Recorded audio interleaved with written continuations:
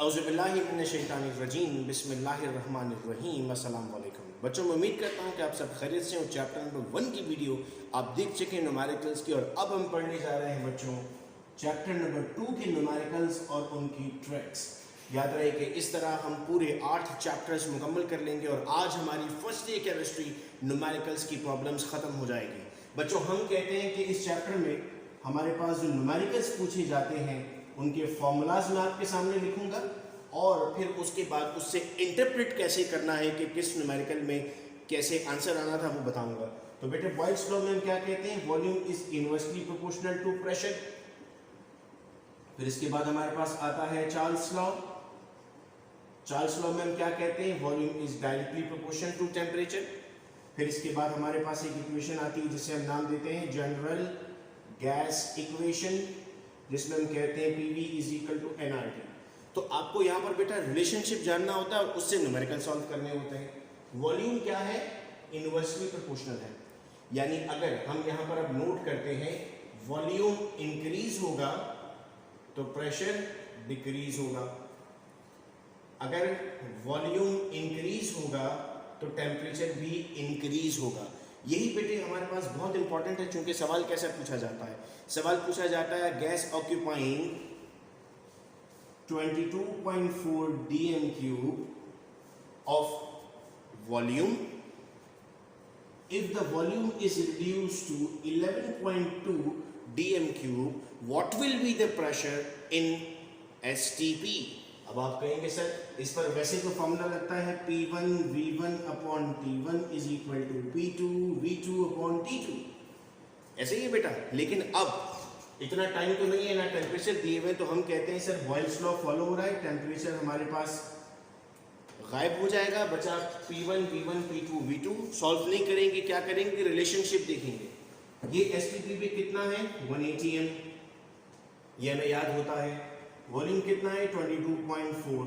Volume क्या हुआ है सर? वॉल्यूम हाफ हो गया है। तो वॉल्यूम जब हाफ होगा तो प्रेशर इंक्रीज होगा, यानी वॉल्यूम हाफ है तो प्रेशर कितना होगा? प्रेशर डबल हो जाएगा सर।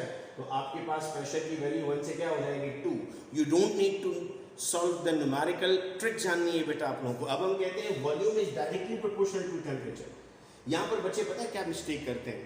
यहाँ पर मिस्टेक करते हैं, देखो सवाल में कहा गया कि वॉल्यूम था 22.4 dm क्यूब और टेम्परेचर था 50 डिग्री सेंटीग्रेड। वॉल्यूम हो गया 44.8। बताइए टेम्परेचर क्या होगा? इधर बच्चे मिस्टेक करते हैं। मैं आपको मिस्टेक इसलिए बता रहा हूं क्योंकि आपने वो मिस्टेक नहीं करनी है। बच्चे कहते हैं सर वॉल्यूम डबल हो गया है, टेम्परेचर भी डबल कर दें। बच्चों में जो हम बात कर रहे हैं एब्सोल्यूट टेम्परेचर की बात कर रहे हैं, और एब्सोल्यूट टेम्परेचर का मतलब होता है आप बात करेंगे इन टर्म्स ऑफ केल्विन। तो आपको क्या करना होगा? पहले इसे केल्विन में कन्वर्ट करना होगा। 273 को आप केल्विन में कन्वर्ट करेंगे और फिर उसको डबल करेंगे, तो आपके पास अब जो आंसर आएगा ये आपके पास सही जवाब है। या फिर अगर जवाब डिग्री सेंटीग्रेड में दिया हुआ है तो क्या करें? अब इसमें से 273 माइनस कर दें और फिर जो आपके पास आंसर आए तो उसे कंसिडर करेंगे आप आंसर। इस पॉइंट को जरूर याद रखिएगा। यहाँ पर बच्चे मिस्टेक कर रहे होते हैं और एग्जामिनर को पता होता है कि बेटा आप मिस्टेक कहाँ पर करने वाले हैं। तो मैं उम्मीद करता हूँ कि बॉयल्स लॉ और चार्ल्स लॉ और ये P1 V1 के जो न्यूमेरिकल से समझ में आइए। अब इधर मसला आता है PV is equal to nRT। एक हिंट होती है जिसको आपको पकड़ना होता है, वो आपको कहता है STP पर प्रेशर मालूम करें जब 8 ग्राम CH4 गैस है। बजाय देखने में तो बड़ा अजीब सा सवाल है, लेकिन आपको पता है प्रेशर और नंबर ऑफ मोल्स का क्या ताल्लुक है? सर प्रेशर और नंबर ऑफ मोल्स का ताल्लुक है डायरेक्टली प्रोपोर्शनल। देखो इक्वेशन में जो सीधे लिखे होते हैं ना वो होते हैं डायरेक्टली प्रोपोर्शनल, और जो अपॉन में लिखे होते हैं वो होते हैं इनवर्सली प्रोपोर्शनल। अब इसके जब मोल्स निकालोगे तो कितनी आएंगे? हाफ, 0.5। ये कितना होता है STP पे? वैसे 1। ये 0.5 हो गया, आधा हो गया, तो ये भी कितना हो जाएगा? 0.5। कोई सॉल्व करने की जरूरत नहीं थी, ट्रिक जानना बहुत जरूरी था। तो अब हमारे पास जो पहला फेज था Boyle's law, Charles law, general gas equation, ये हमने क्लियर किया और उम्मीद कर रहा हूँ कि हमें साथ साथ चीज़ें समझ भी आती जा रही हैं। हमें ये चीज़ें बहुत हेल्प करने वाली है इम्तहान में किसी भी तरह के MCQs को सॉल्व करने के लिए। हम बहुत आसानी से इन मेथड्स को यूज़ कर सकते हैं। आइए बच्चों अब आगे बढ़ते हैं और अब हमारे पास आता है Graham's law of diffusion. Sir ये क्या भला है? सर ये रेट ऑफ गैसेस के बारे में बताता है। इसके हमारे पास दो फॉर्मूला है, डेंसिटी का इस्तेमाल भी कर सकते हैं, ठीक है।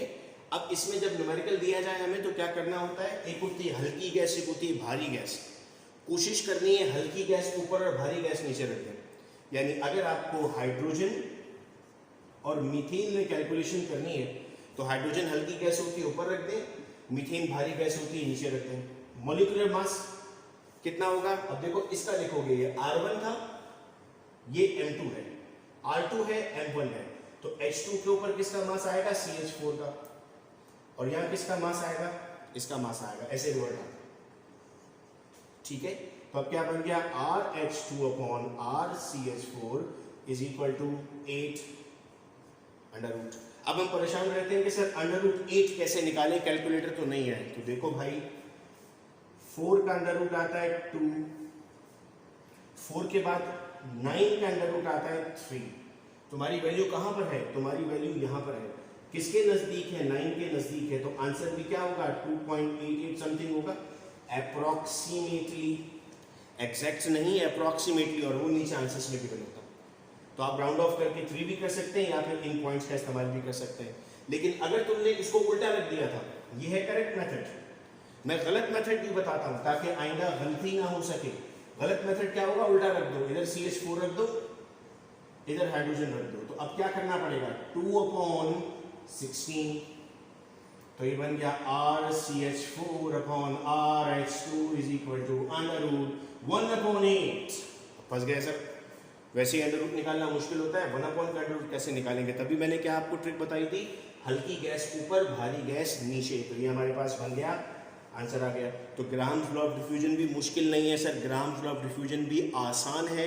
हमें ट्रिक पता होनी चाहिए। मैं उम्मीद कर रहा हूँ ये न्यूमेरिकल भी हम सबको क्लियर था। इस चैप्टर में यही चीज़ें हैं जो हमें डिस्टर्ब करती हैं। और न्यूमेरिकल को लेकर थ्योरी हम पढ़ चुके थे, आज हम न्यूमेरिकल भी कर लेंगे। और वो बच्चे जिन्होंने मई से क्लासेस शुरू की हुई थी, आज उनका बोझ बहुत हल्का हो रहा है कि सर वाकई हम अपना कोर्स कंप्लीट करने जा रहे हैं। फिर आता है हमारे पास बेटे Dalton's law of partial pressure. तो भाई निहायत ही आसान, कोई परेशानी की बात नहीं। Dalton's law of partial pressure क्या कहता है sir? Dalton's law of partial pressure कहता है कि the total pressure is equal to sum of all the gases present. हमें कहा क्या जाता है? हमें कहा जाता है जी एक मिक्सचर है ज़ेनॉन का, एक मिक्सचर है NH3 का, एक मिक्सचर है CH4 का।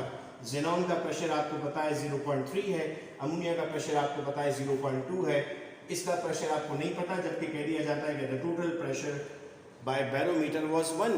तो क्या करें भाई? टोटल प्रेशर की जगह अब फॉर्मूला क्या बन जाएगा? Total pressure is equal to pressure of xenon plus pressure of NH3 plus pressure of CH4। Total pressure पता है 1, प्रेशर ऑफ ज़ेनॉन कितना है सर? 0.3। अमोनिया कितना है सर? 0.2।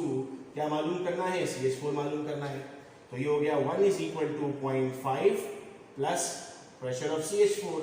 ये प्लस हो रहा है, यहाँ के माइनस हो जाएगा, तो इसका प्रेशर कितना निकल आया सर? इसका प्रेशर 0.5 निकल आया। तो आपको ट्रिक अगर पता थी तो आप इसको भी बड़ी आसानी से और इत्मीनान के साथ सॉल्व कर सकते हैं।